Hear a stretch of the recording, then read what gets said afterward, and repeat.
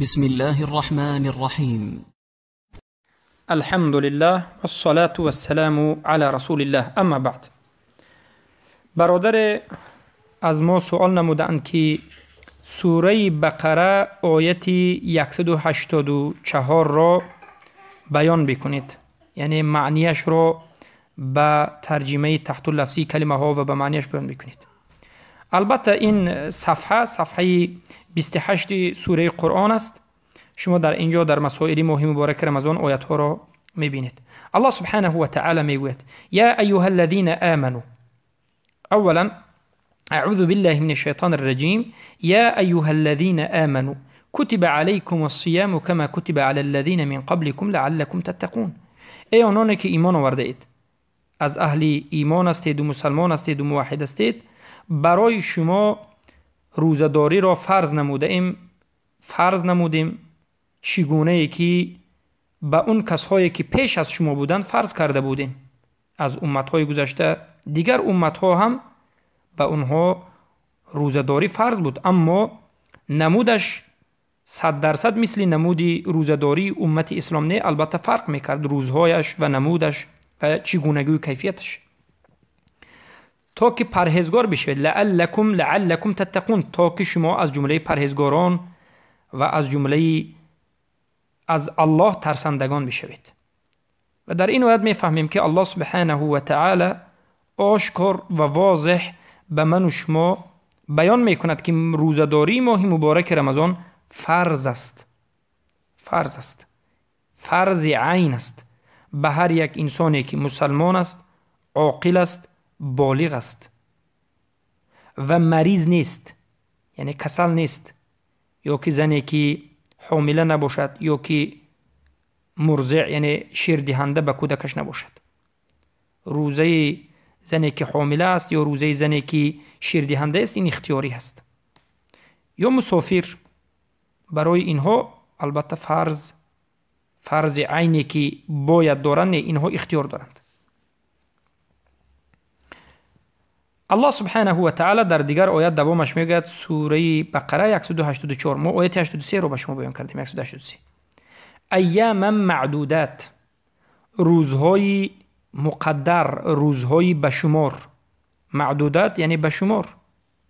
علما در این کلمه دو قول دارند. علمایی هستند که میگویند ایام معدودات معناش این است که این آیت به روزداری پیش از فرض شدن ماه رمضان دلالت میکند. پیش از فرض شدن روزداری یک ماهه ماه رمضان، امت اسلام در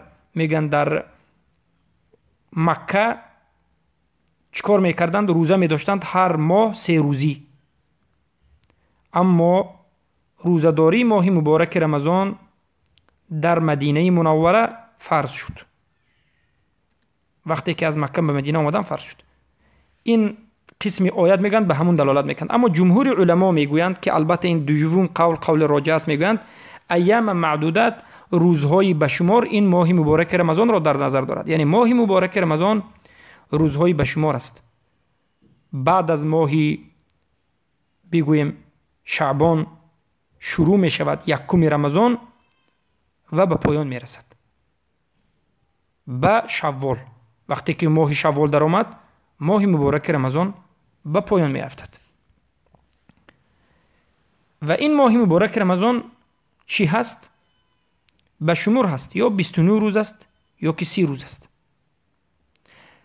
فمن كان منكم مريضا او على سفر فعدة من ایام اخر. الله میگد پس من کسی کان باشد منکم از شما مریضن کسلی بیمار، او یا که علی در سفر مسافر باشد، فعده من ایام اخر روزه می‌دارد از روزداری دیگر، یعنی شمارش از روزهای دیگر غیر از ماه رمضان می‌دارد. الله در اینجا می‌فرماید که اگر ای مسلمان ها یکی از شما مریض باشد، بیمار باشد، یا که در مسافر باشد، در این حالت اگر روزه اش را خورد جایز است، رخصت است. در حالت بیماری و در حالت مسافرت خوردن روزه این چی است؟ رخصت است، اجازت است. و همین روزه اش اما قضا می شود. قضا می‌دارد. در کدام روز قضا را می‌دارد؟ بعد از ماه مبارک رمضان، وقتی که از سفر بازگشت، مقیم شد و مریض، وقتی که بیمار، وقتی که صحت و سلامتیش برقرار شد، باز به یک روزش یک روز روزه را می‌دارد.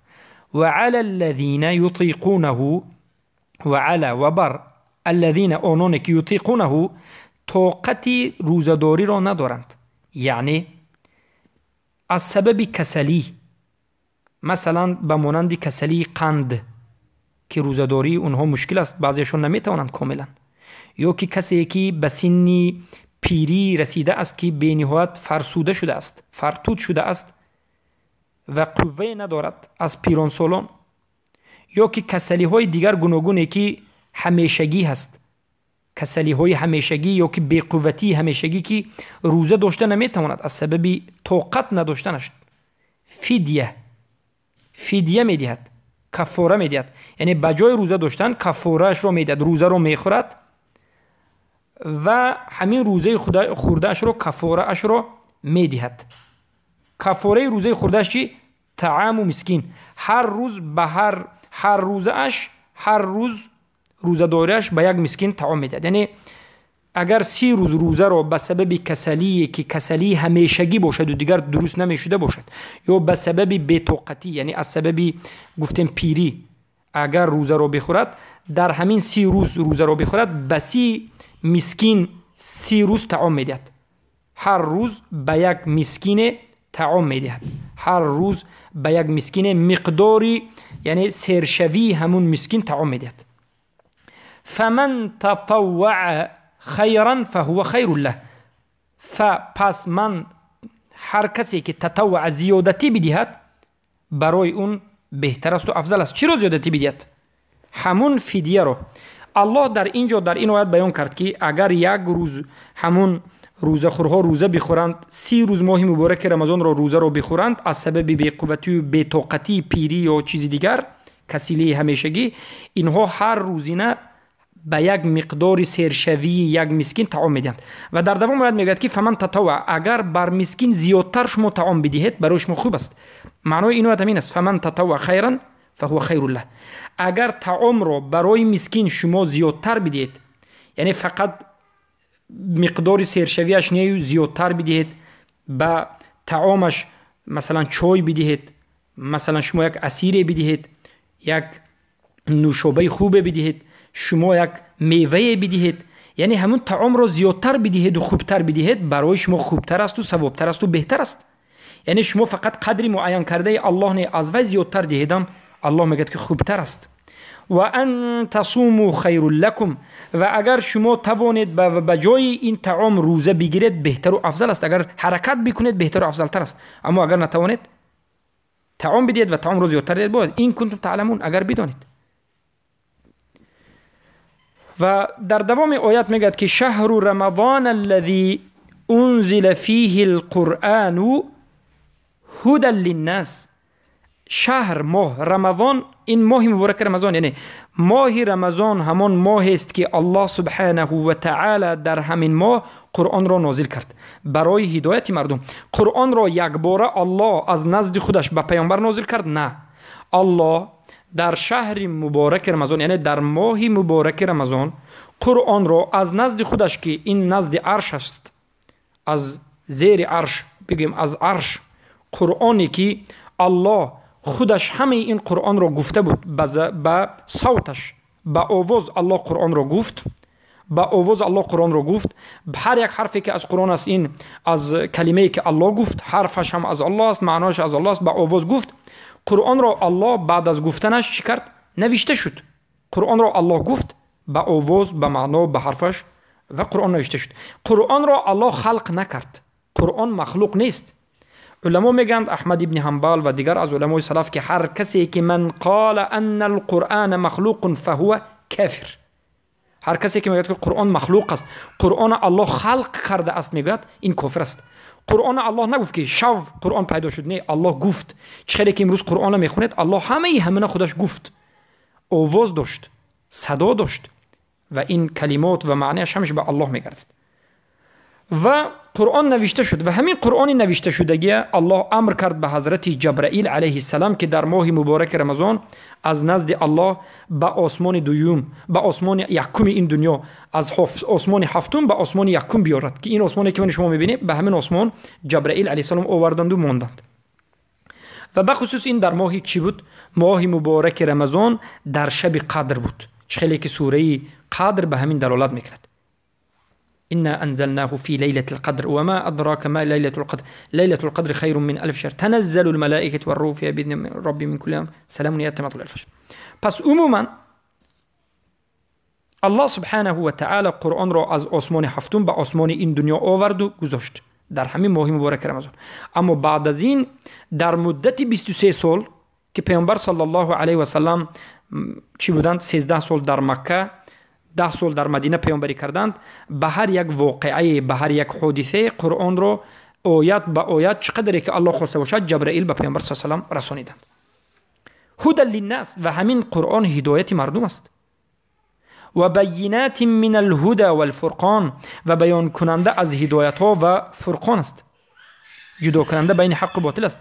فمن شهد منکم الشهر فلیصمه.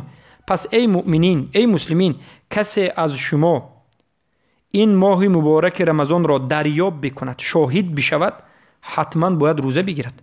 اما ما بیان کردیم که زنی که حامله است، از ابن عباس رضی الله عنه روایت است، زنی که حامله است و زنی که به کودک نوتولد شده است روزه می‌دارد، یعنی شیر می‌دهد، روزه داشتن برای اون فرض عین است، روزه رو قضا بدارد. اگر فدیه بدهد، فدیه دهدم به جای این جایز است، لیکن قول راجح همین است که اینها حامله و زنی که روزه رو یعنی میخورد به خاطر شیر دادن کودکش، اینها از دیگر سالها در حالت البته این روزه خوریشون رو به یادشون میدارند و روزه رو قضا میدارند. اما در روایتی هست که اینها فدیه دهندم میشود. اما قول راجح والله اعلم روزه داری است. و اگر مریض باشد، معروف است که اگر مریضیش دور و دراز باشد فدیه میدهد. اگر مریضیش امید درست شوی داشته باشد این روزه رو میخورد و وقتی که صحت سلامتیش خوب شد روزه میدارد. مسافر باشد، مسافر رخصت دارد، چرا که در حدیث صحیح اومده است از انس بن مالک رضی الله عنه که ما با همراهی رسول اکرم صلی الله علیه و سلم سفر میکردیم. بعضی ما روزه رو میخورد و بعضی از ما روزه رو نمیکشود و نمیخورد و یکی از ما روزخور روزدار رو روزخور رو این کار نمیکرد که نمیگفت که تو چرا میداری، تو چرا نمیداری. و رسول اکرم صلی الله علیه و سلم در حدیث متفق علیه اومده است که در ماه مبارک رمضان وقتی که سفر کردند به سوی مکه روزه رو کشودند. پس رخصت است و مذهب راجح همین است که هر کسی که مسافر است بهتر است که روزه اس رو بخورد، برای اینکه این رخصت الله است و رخصت الله بهتر است که متابعت کرده شد. اما کسی که قادر است بگیرد با که ندارد. من كان مريضا او على سفر فعدة من ايام اخرى. کسی که مریض باشد یا که در سفر باشد پس از روزهای دیگر روزه می‌دارد. یرید الله بكم اليسر. الله بر شما آسانی می‌خواهد و لا یرید بكم العسر. و الله بر شما هیچ مشقت نمی‌خواهد. ولتكملوا العدة ولتكبروا الله على ما هداكم ولعلكم تشكرون. عده را کامل بکنید، روزه را بدارید و بعد از این در روز عید تکبیر بگویید و الله را یعنی عبادت بکنید به امید این که الله سبحانه و تعالی شما را هدایت بکند و شاید و امید است که شما از جمله شکرگزاران باشید. بارک الله فیکم. و در همین جا یک آیت به شما ان شاء الله در مسئله مهم مبارک رمضان بیان کرده میشد که این همین آیت سوره بقره آیت 187 است که الله در اینجا میگه احل لكم لیلة الصیام الرفث الى نسائکم. ای مردهای این امت و ای زنهای این امت اسلام، الله سبحانه و تعالی برای شما در شبهای ماه مبارک رمضان هم خوابگی، هم بستری، علاقه جنسی را حلال کرد.